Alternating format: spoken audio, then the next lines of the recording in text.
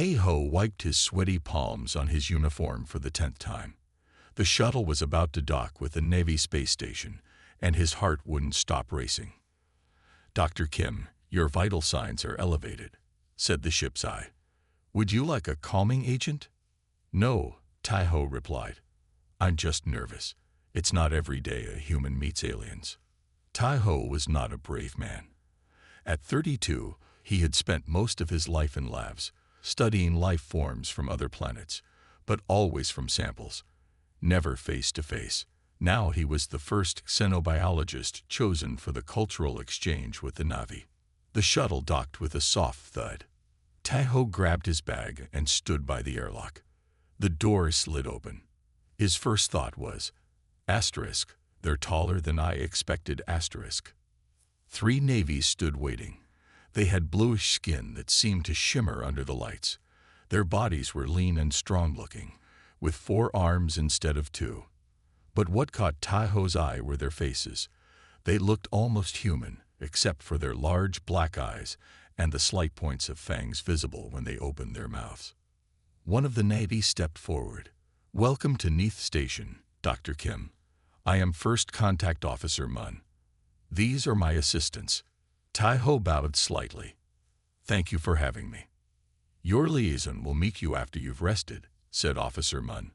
"She is young, but very knowledgeable about humans." Tae-ho followed the Na'vi through the station. Everything was built larger than human size. The air smelled sweet, like flowers. After a meal and some rest in his quarters, which had been adapted for human needs, Tae-ho heard a knock at his door. "Come in," he called. The door opened, and a female Na'vi entered. She was shorter than the others he had seen, maybe only a foot taller than him. Her skin was a lighter blue, and her movements were quick and graceful. "Hello, Dr. Kim," she said. Her voice had a musical quality. "I am Jaya, your cultural liaison."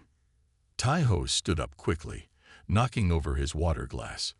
Jia moved faster than his eyes could follow and caught it before a drop spilled. "I'm sorry," Tae-ho said, embarrassed. "And please, call me Tae-ho." Jaya smiled, revealing her fangs fully for the first time. They were white and sharp, clearly designed for hunting. Tae-ho couldn't help taking a step back. Jaya's smile faded. "I apologize. I forget that our teeth can be unsettling to humans." "No, it's fine," Tae-ho said quickly. "I'm here to learn. Your fangs are actually fascinating from a biological perspective. They evolved for feeding, right?" Jaya's expression brightened. "Yes, we were once hunters who drained the nutrients directly from our prey. We've evolved beyond that now, of course. We still hunt, but humanely, and our fangs are mostly used for certain foods and other things." "Other things?" Tae-ho asked. "Family bonds, healing rituals, things you'll learn about during your stay," Jaya said. "Most Navy are nervous around humans. We've heard stories about how your kind spread across the stars so quickly. But I find your species fascinating." "I feel the same way about yours," Tae-ho admitted. "Then we'll get along well," Jaya said. "Would you like to see the research facilities? I've read your work on cross-species cellular regeneration. Our scientists are eager to discuss it with you." As they walked through the station, Tae-ho noticed how other Na'vi looked at Jaya with confusion, even disapproval. She was different, more open to humans than the others. "Why did you volunteer to be my liaison?" Tae-ho asked suddenly. Jaya's forehands moved in a gesture he didn't understand. "Because," she said simply, "I believe there is more that connects us than separates us." She smiled again, this time keeping her lips closed. "Even with these." For the first time since arriving, Tae-ho felt himself relax. Perhaps this strange new world wasn't so scary after all. 1 week after arriving on Neath Station, Tae-ho sat in the main dining hall with Jaya. He had learned much about Na'vi culture, but still felt lost at times. "Today is special," Jaya said, her black eyes shining with excitement. "It's the feast of new connections.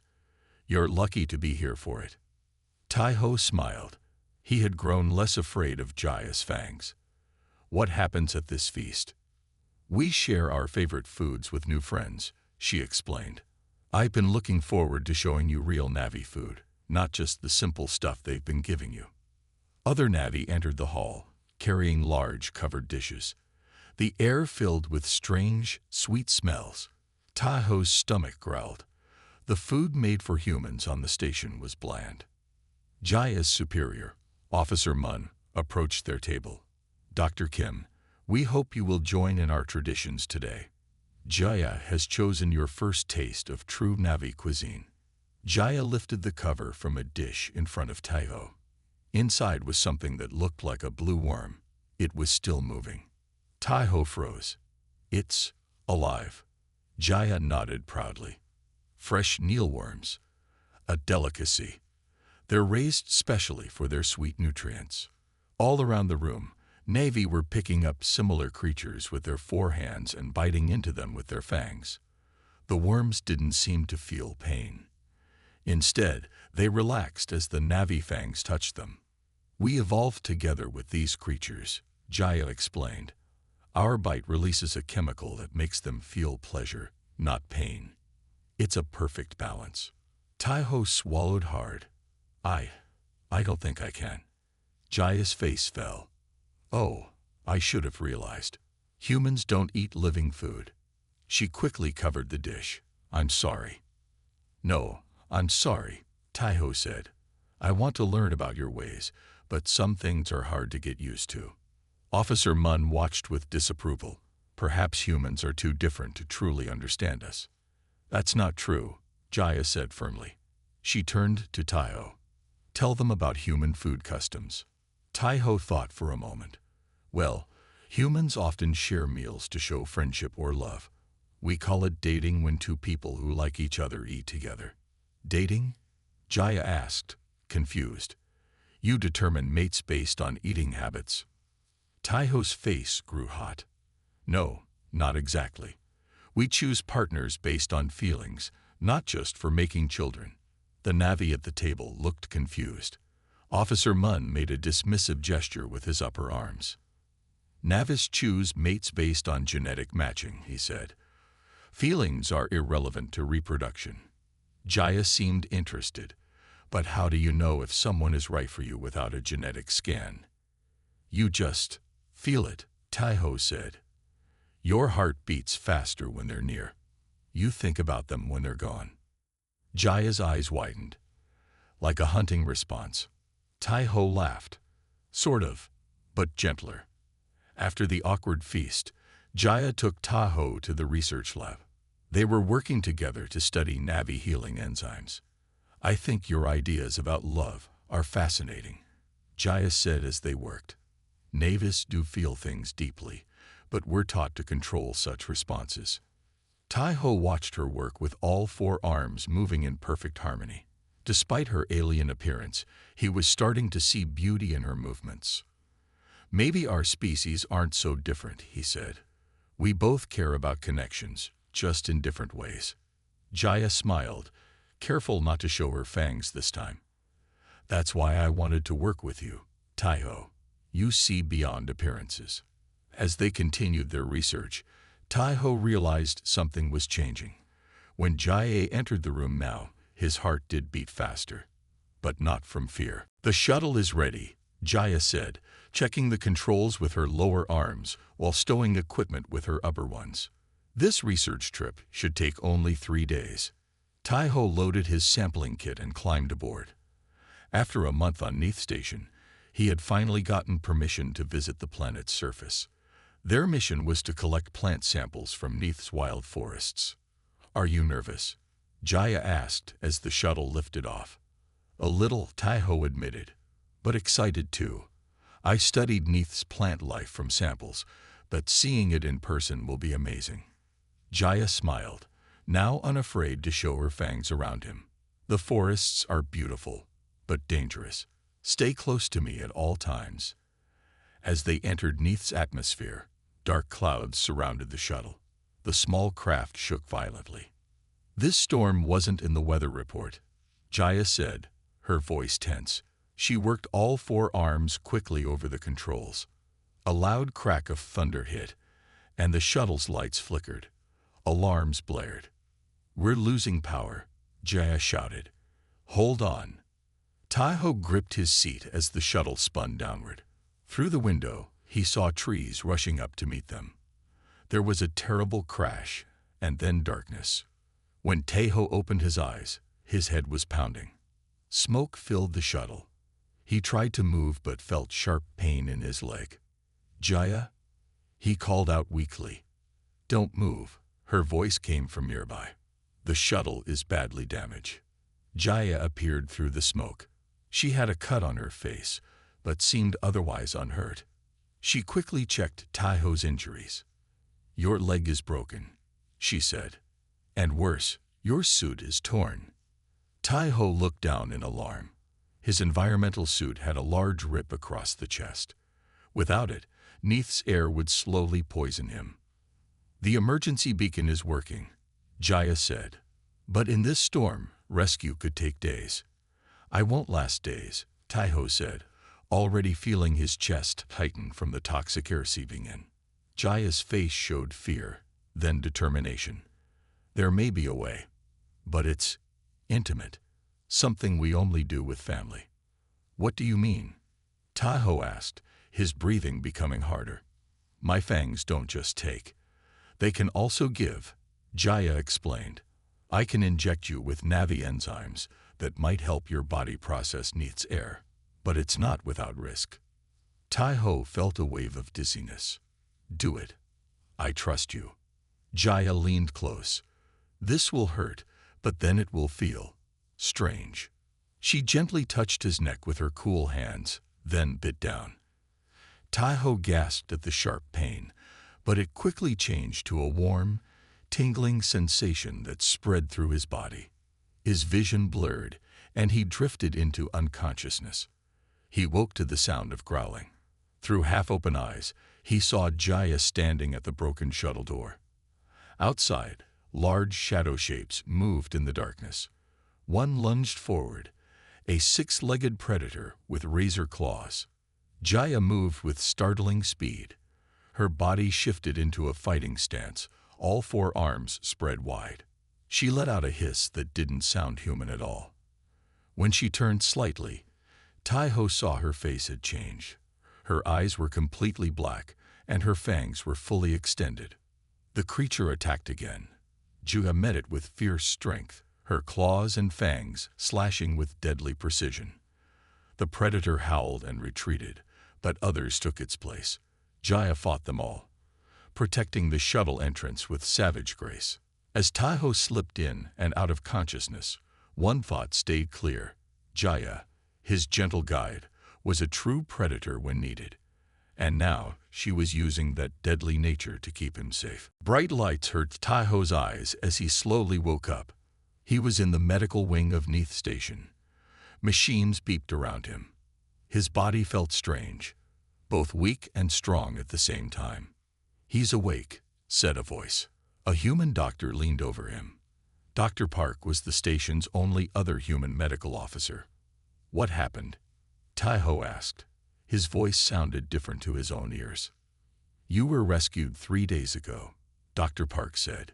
"You've been unconscious since then." Tai-Ho tried to sit up. "Jaya, is she okay?" "The Navi female is fine. She saved your life twice, once with her enzymes, and again by fighting off predators until rescue arrived." Memories flooded back.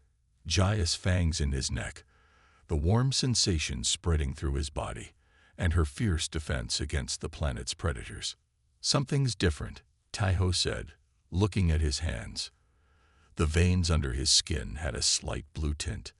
Dr. Park's face grew serious. "The Navi enzymes changed you, Tai-Ho.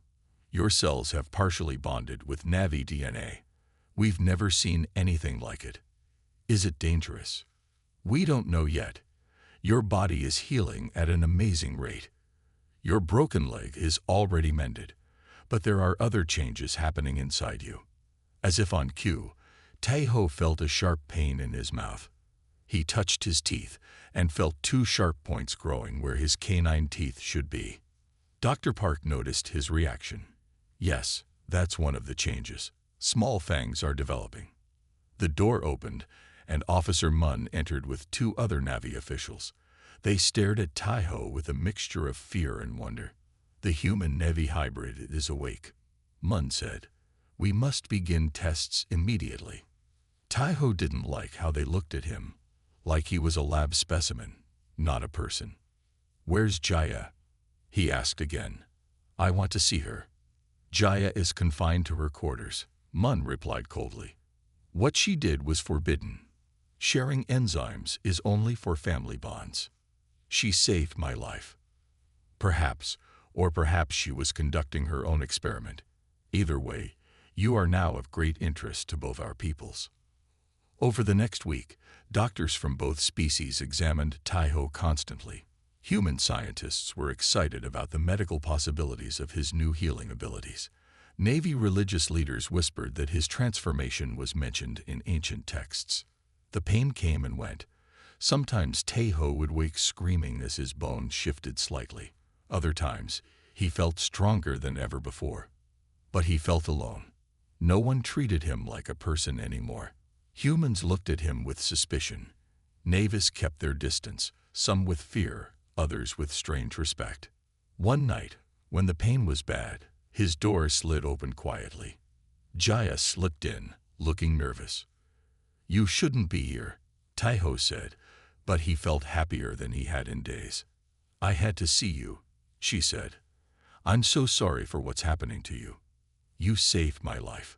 Jaya touched his face gently with one hand.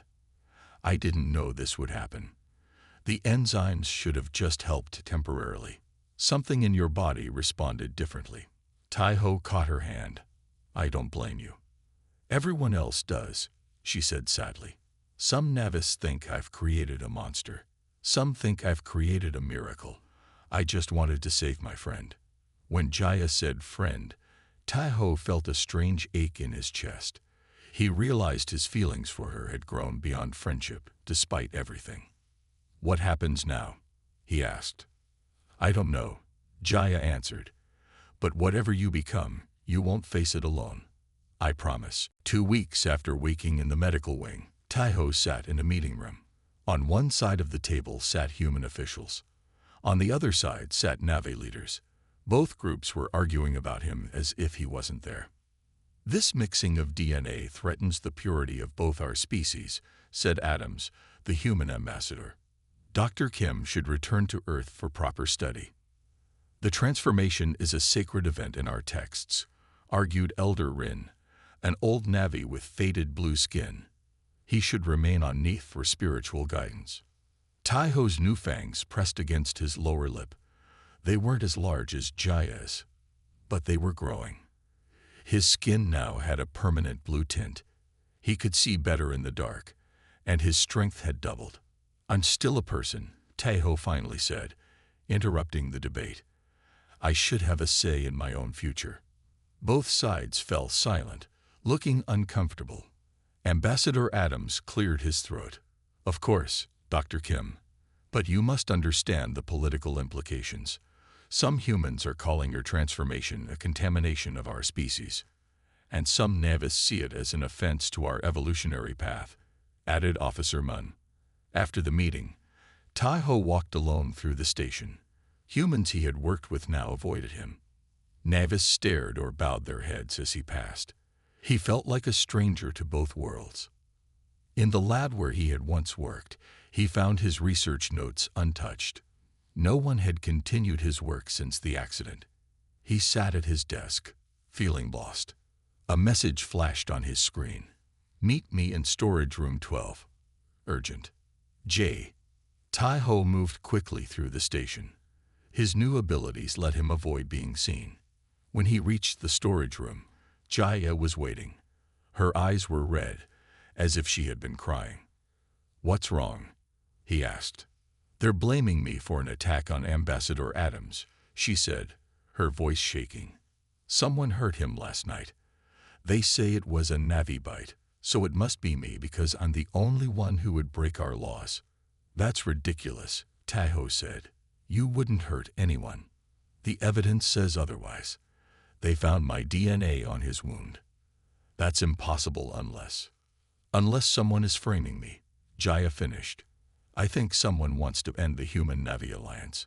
What better way than to have the Navi who created a Human-Navi hybrid attack a human leader?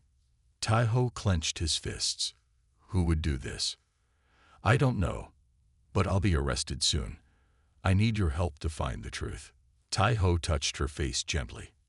I'll help you. I owe you my life. Jaya leaned into his touch. It's more than that between us now, isn't it? Before he could answer, alarms blared through the station. A voice announced, "Security alert. All Navis report to Central Control. Humans return to quarters." "They're looking for me," Jaya said. "I have to go." "No," Tai-Ho said firmly. "We find the real attacker together. I can smell things others can't now. I might be able to track them. It's too dangerous." "I'm not fully human anymore," Tai-Ho said, feeling his fangs with his tongue. "Maybe that's not a bad thing. Maybe I'm the only one who can move between both worlds to find the truth." Jaya's eyes widened. "You're accepting the change." "I have to, for both our sakes." He took her hand. "Someone is trying to keep our species apart. We have to find out who and why." As security teams moved through the station, Tai-Ho and Jaya slipped away into the shadows. Two hunters on a dangerous trail. Tai-Ho pressed his back against the wall as a security team passed. His new senses made hiding easier. He could hear footsteps from far away and smell when someone was coming. Jia moved silently beside him, her forearms helping her balance perfectly. "We need to see the ambassador's wound," Tai-Ho whispered once the guards were gone. "I might be able to tell something from the bite pattern." "The medical bay will be heavily guarded," Jaya said. "I know another way." They moved through the maintenance tunnels of the station. Tai-Ho had studied the station maps during his recovery. He now led Jaya to a small vent that opened into the medical bay's supply room. They slipped inside and waited until the doctors left for a meeting. Then they quickly moved to Ambassador Adams's private room. The human diplomat lay asleep, a bandage on his neck. Carefully, Tai-Ho lifted the edge of the bandage to examine the wound. "This isn't a Navi bite," he said immediately. "What do you mean?" Jaya asked, looking closely. "The fang marks are wrong. They're too far apart, and the shape is different." He sniffed the wound. "This smell. It's not Navi." Jaya's eyes widened. "If not Navy, then what?" "I don't know, but I can track this scent now." They left as quietly as they came. Tai-Ho followed the strange smell through the station. It led them to the cargo bay, where shipments from both Earth and Neath were stored. "The scent is strong here," Tai-Ho said. His new instincts were sharpening. He felt his heart beat faster, like a hunter closing in on prey. Jaya suddenly grabbed his arm. "Wait. Look." She pointed to a security camera that was turned off. "Someone doesn't want to be seen here." They moved carefully through the containers. Tai-Ho stopped at one marked with Neath symbols. "In here." Jaya used her strength to break the lock. Inside, they found strange equipment and vials of dark liquid. "These aren't human or Navi designs," Jaya said, studying the equipment. Tai-Ho picked up a data pad and turned it on. Strange symbols filled the screen, then changed to Navi language. "It's a log," he said. "Something about a plan to stop the alliance between our people." A noise outside made them freeze. Someone was coming. They hid behind containers as the cargo bay door opened. A figure entered. Humanoid, but neither human nor Navi. It was taller than a human, with gray skin and 3 eyes. Its mouth had 4 small fangs instead of 2 large ones like the Navi. "Mordari," Jaya whispered, her voice filled with fear. "It can't be." "What's a Mordari?" Tai-Ho asked very quietly. "An ancient enemy of the Navi. We thought they were extinct." She paused. "They're related to us, but evolved differently. They're parasites, not predators." The Mordari moved to the container and noticed the broken lock. It hissed in anger and spoke into a communication device in a harsh language. "We need to go," Jaya said urgently. "More will come." They slipped out of the cargo bay just as alarms began to sound. As they ran through the station, Tai-Ho felt his body changing again. His muscles tensed, and his senses sharpened even more. His heart raced with a new feeling. Not fear, but excitement. The hunt was on. Why would the Mordari want to stop our alliance? He asked as they found a safe place to hide. Because together, humans and Na'vi would be too strong, Jaya said. The Mordari must have been watching us from the shadows, waiting to strike. Tai-Ho took her hand. Then we need to expose them before it's too late. Jaya looked at their joined hands, his now slightly blue, hers fully alien, and squeezed gently. "Together," she said, as neither fully human nor fully Na'vi, but something new. Tai-Ho and Jaya spent the night hiding in an unused storage room. They needed a plan to reveal the Mordari threat, but the station was on high alert. Everyone was looking for them. "We need proof," Tai-Ho said. "No one will believe us without it." Jaya nodded. "The data pad we found. If we can get it to Officer Munn or your human doctors, they might listen." As they prepared to leave their hiding place, the door suddenly slid open. 4 security guards stood there, weapons ready. "Don't move," one ordered. Tai-Ho stepped in front of Jaya protectively, but it was no use. They were captured and separated. Guards took Tai-Ho to a holding cell. Hours passed with no word about Jaya. He paced the small room, his new fangs aching with stress. His transformation was still happening, and he felt changes deep in his bones. Finally, the cell door opened. A Mordari entered, flanked by 2 Na'vi guards whose eyes looked strangely blank. "Dr. Kim," the Mordari said in perfect human speech. "I am Dex, chief scientist of the Mordari Research Division." "Where's Jaya?" Tai-Ho demanded. "The female Na'vi is no longer your concern," Dex said coldly. "You, however, are of great interest to us." Guards forced Tai-Ho onto a transport ship. Through the window, he saw they were leaving the station, heading to a large vessel hidden on the dark side of Neath. Inside the Mordari ship, Tai-Ho was taken to a laboratory. Other Mordari in white coats looked at him with their 3 eyes, making notes on strange devices.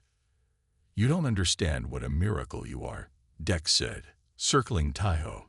"A human-Na'vi hybrid. We've tried for centuries to create such a thing." "Why?" Tai-Ho asked. "For power. The Mordari, Na'vi, and humans all share a distant ancestor, but we evolved differently. The Na'vi became predators who form bonds with their prey, willing partnerships." Dex spat the words with disgust. "We Mordari took a better path. We became parasites who control our hosts." Dex showed Tai-Ho screens with images of brain scans. "See how our parasites attach to the brainstem. We can control any species this way, even Na'vi. Those guards who brought you here, all under our control. But not humans," Tai-Ho realized. "Human brains are different." "Exactly. We cannot control humans, yet. But you? Your hybrid DNA might be the key. A bridge between species that would let us control humans too." Dex took a sample of Tai-Ho's blood.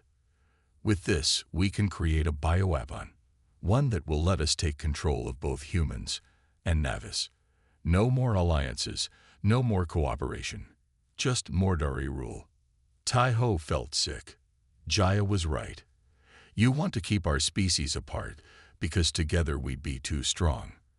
"The Na'vi female is smarter than most of her kind," Dex admitted, "but she cannot help you now." Meanwhile, on the station, Jaya was locked in a cell. The guards thought she was safely contained. They were wrong. When a Mordari-controlled guard brought food, Jaya pretended to be weak. When he came close, she struck with blinding speed. Her fangs found his neck, but instead of drinking, She injected a powerful toxin that Na'vi females produce to defend their young. The guard collapsed. Jaya took his weapons and slipped out of the cell. She had to find Taiho. A feeling pulled her toward the docking bay. Somehow, she knew Taiho was no longer on the station. Their enzyme bond had created a connection between them. She could sense his fear, his anger, and his love. "I'm coming," she whispered, her fangs extending fully as her predator instincts took over.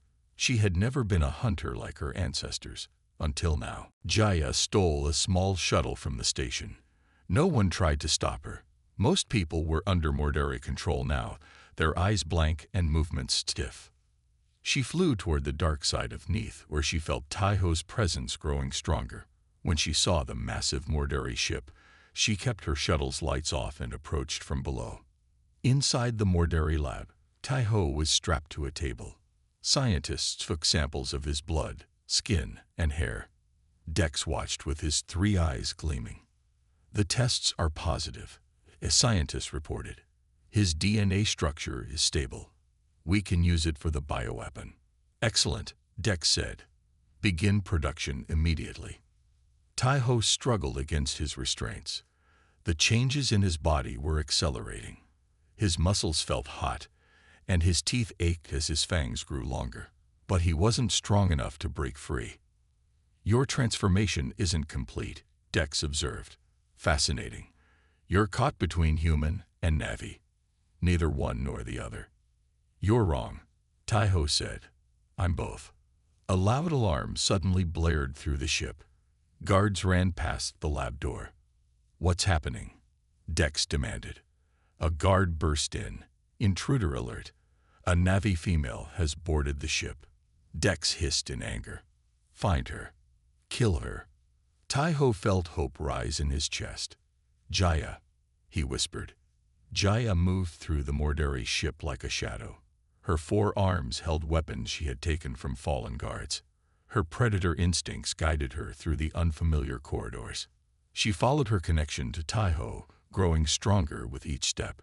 When 3 guards blocked her path, she didn't hesitate. She moved with deadly grace, her fangs bared and her eyes black with hunting fury. The Na'vi were peaceful now, but their bodies remembered how to fight. Jia had never fought before coming to Neath's surface, but now she fought like her ancient ancestors, fierce and unstoppable. When she reached the lab door, she blasted it open. Dex turned in surprise as Jaya leaped into the room. "Get away from him," she growled, her voice deeper than normal. "The female," Dex said. "Perfect timing. We can use you both for the final test." Guards rushed Jaya from all sides. She fought bravely, but there were too many. They forced her to her knees beside Taiho's table. "Now you will watch as we complete his transformation," Dex told Jaya. He held up a syringe filled with dark liquid. "This will push him past the point of no return. His humanity will be gone forever, replaced by something we can control." As Dex moved the needle toward Taiho's neck, something changed in Taiho's eyes. They flashed with a new light. Not human, not Na'vi, but something unique. With a roar, Taiho broke his restraints. His muscles rippled with new strength. His fingers ended in sharp claws, and his fangs gleamed white and deadly. "I told you," he said to Dex as he stood. "I am both human and Na'vi." Dex backed away in fear. "Stop him." Guards fired their weapons, but Taiho moved with impossible speed. He freed Jaya, and they fought side by side, her 4 arms and his new strength making them unstoppable. "The bioweapon," Taiho shouted between blows. "We have to destroy it." Jaya pointed to a door at the back of the lab. In there, they fought their way through the guards. When they reached the back room, they found rows of containers filled with dark liquid, enough to infect every human and Na'vi in the system. "How do we destroy it all?" Jaya asked. Taiho looked at the ship's systems on a nearby screen. "The engines. If we overload them, the whole ship will explode. But how will we escape?" Taiho took her hand. "Together, Like everything else, alarms blared throughout the Morderi ship. Red lights flashed in every corridor. Taiho and Jaya ran hand in hand toward the shuttle bay, fighting Mordari guards along the way. "The engine overload is working," Taiho said, checking the wall screen. "We have 10 minutes before the ship explodes." "That's not much time," Jaya replied, using her lower arms to fire at 2 guards while her upper arms pulled Taiho around a corner. Behind them, Dex appeared with a squad of elite guards. "You cannot escape. Your hybrid DNA will be mine." Taiho turned to face the Morderi leader. "My DNA isn't yours to take. What I am is my choice." With newfound speed and strength, Taiho attacked. His claws slashed through Dex's weapons. His fangs gleamed as he fought with both human intelligence and Navi instinct. Jaya moved beside him, their fighting styles perfectly matched. Dex fell back, wounded. "Kill them," he ordered his guards. "We don't have time for this," Jaya shouted. "The ship will explode soon." Taiho nodded. They broke away from the fight and ran the final distance to the shuttle bay. Jaya's small shuttle sat where she had left it. They jumped inside, and Jaya quickly started the engines. "Stop them," Dex screamed, limping into the bay. The shuttle lifted off just as guards began firing.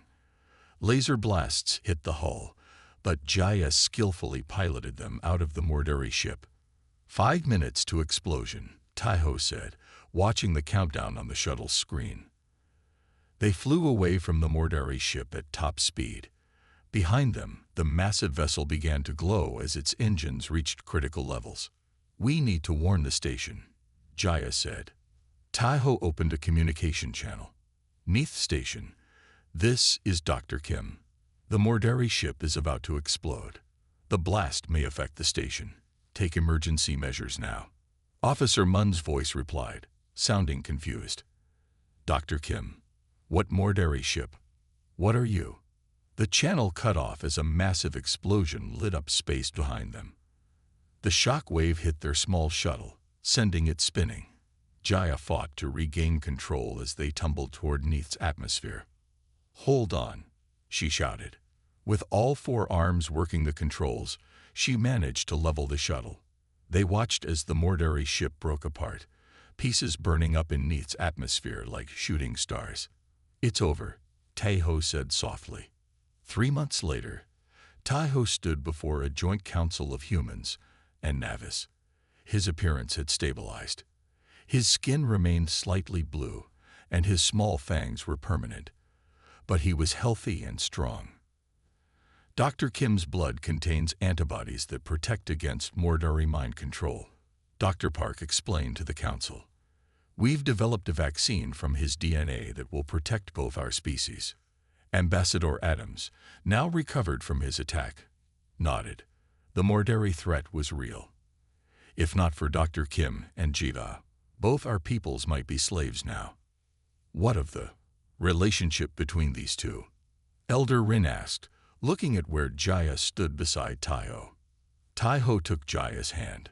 "We request permission to establish a research outpost on the border between human and Navi territories, a place where others like us, those who don't fit perfectly into either world, can find a home." After much discussion, the council agreed. Within a year, the outpost grew into a small community. Humans and Navis who wanted to learn from each other came to live and work together. Taiho and Jaya's relationship, once thought impossible, became a symbol of what could be achieved when different species chose understanding over fear. One evening, as they watched Neath's twin moons rise, Jaya playfully bared her fangs at Taiho. "Still scared of these?" she teased. Taiho smiled back, showing his own smaller fangs. "Never again. They're beautiful. Like you." Jaya touched his face with her hand. "You know what the best part is? Our story is just beginning."